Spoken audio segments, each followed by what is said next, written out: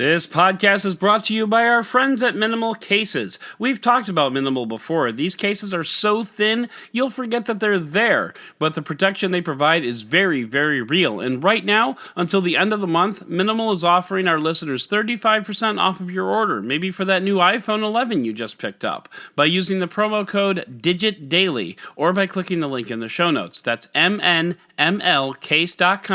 and use the promo code DGITDAILY with no space to get 35% off your order, and we thank them for sponsoring this podcast.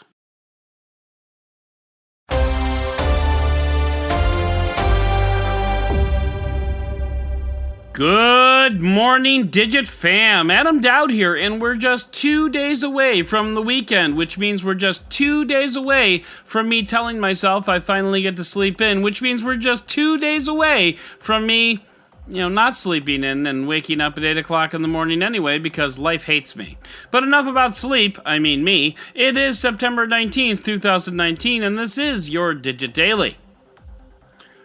I give Facebook a lot of crap, but in my defense, it's because they're a crappy company run by terrible people. So when they announced their new line of Portal devices yesterday, I kind of poo-pooed it a little bit. To recap, the Facebook Portal is a sort of smart screen designed for video calls and watching Facebook videos. It was also Facebook's way of getting a camera and microphone into your home. Now, don't get me wrong, I don't think Facebook has anything nefarious planned for that kind of access, but Facebook kind of sucks at privacy and security, so if you're going to build a wide-open gateway, or portal, into your home and your daily goings-on, you don't really want Facebook to be the bouncer.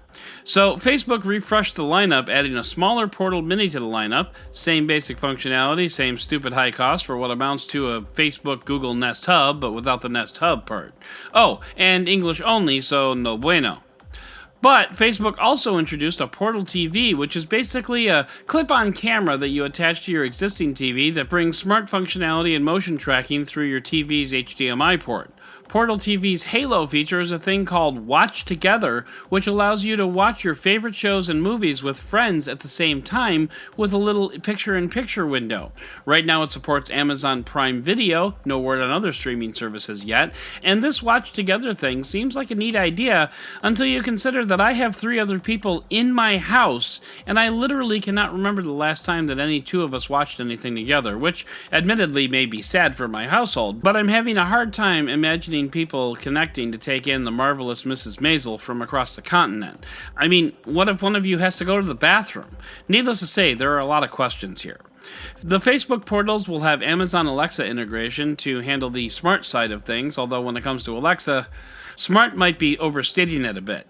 Bottom line, and I'll leave this open by saying to each his or her own, but to me personally, Facebook did nothing to assuage any doubts that I have about these machines. It's still a terrible company run by terrible people, making a smart display with the worst assistant on it. But hey, you get $50 off if you buy 2 of them, so there's that. So why is Facebook doing this? Well, I'll give you 2.7 billion with a B reasons why, and that's 243 million reasons in the United States alone, and that's enough reasons. The thing about this family of devices is, it'll probably grow. People will be curious, and then they'll want to share the experience with other people, so they'll convince other people to buy it, or they'll give them out as a gift. Will this ultimately turn out to be successful? I don't know, probably. Will I ever have one? Probably not. And this is coming from a guy with a smart screen, 4 Google Homes, and an Echo. I'm not shy about smart screens. I'm not shy about smart devices. I'm just shy about Facebook. But even without the Facebook hang-up, this is still a fairly limited smart screen compared to what's out there that costs more than what's out there. Good luck with that, Facebook. So while we contemplate Facebook's financial decisions, let's head into the Roundup!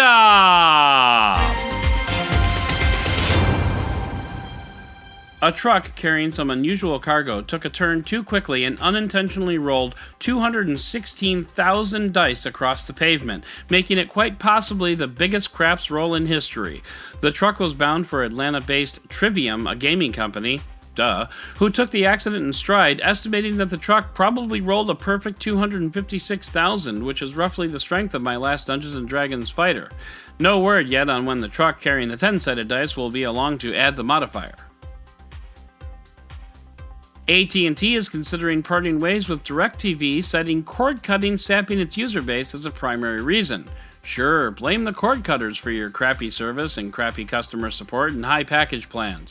One way AT&T might pull this off would be to spin DirectTV off into a separate publicly traded company, which is what I thought DirectTV was when AT&T bought it. So I guess if you love something, set it free? Smart people still run AT&T, right? You may remember the umbrella incident from a few days ago. I didn't report on it here, but this story pretty much broke the internet. Basically, a WeWork office with a sliding door and unfortunate filing cabinet arrangement found itself empty for a week due to an umbrella that had fallen in the gap between the door and the cabinet and wedged itself in there like a Charlie bar. Over the course of the next few days, dozens of people tried to get the door open with no success until ultimately an engineer had to cut a hole in the ceiling from the floor above and use wire to move the umbrella out of the way. If you missed the story, the owner of the umbrella has spoken up to Vice, so you can recap the whole story over there. Want to go to the moon? Just hop in the elevator and hit M, apparently. Two scientists have developed a relatively cheap and easy way to make an elevator that goes to the moon. Now, there are a few caveats here. First, it wouldn't go all the way from the Earth to the moon. Instead, it would be a cable that starts on the moon's surface and stretches about 200,000 miles toward Earth to a point about 22,000 miles above sea level and establish a geostationary orbit around the Earth. So, you'd still need a rocket to go the first 22,000 miles, but after that you'd transfer to a car, or whatever, and crawl along the cable the other 9/10 of the way to the moon, and voila! Moon elevator! Science is cool. And finally, welcome back to the newsletter, Scott Adam Gordon. Scott is taking a break from his digit duties to finish up a book he's working on, but you know, only the newsletter would be awesome enough to get him to surface for a couple of days to help a brother out. And we appreciate it, Scott.